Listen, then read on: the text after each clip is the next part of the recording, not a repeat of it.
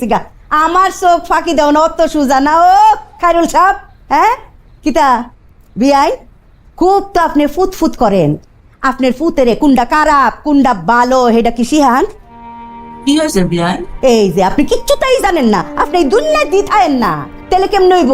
এই আপনার আর এইটা আশকারার কারণে আপনার ফুতের আজকে এই দশা।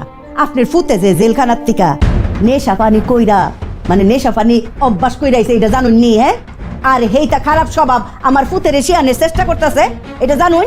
খায়রুল, বিশ্বাস করো আমি কিচ্ছু তো বলি না, আমি নির্দোষ, আমি তোমার নামও বলিনি। যা গেটে কাটাইছে দেখ। খালি মারে আমার। খাইরুল তো এইসব খায় টায় না। এই যে এই এই আজকারের কারণে আপনি ফুতের আজকে এই দশা। আপনার ফুতে তলে তলে সব তান লিখাইছে। আইসো মা, দেখাইছো নি? খুব সুন্দর জায়গা আম্মা, সুন্দর খুবই সুন্দর। পজিশন वाला দোয়ান পাঠাছে জামাই। মা ওই বাইরে থেকে চিৎকার শুনলাম, আমাদের চিৎকার করে কথা বলতে। না কিচ্ছু হইছে না তো, খুশির খবর আরো, বুঝছো না?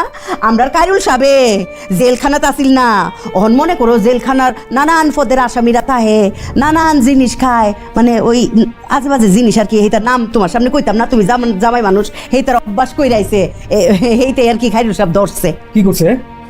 হ্যাঁ বুঝছো না কিতা খাইতে পারে জেলখানার আসামিরা, এর লিগেই কইছিলাম জামাই জেলখানার আসামি বাইত রাখতে নাই। এর থেকে আর কি আশা করবেন? ইয়ে কই আব্বা কই?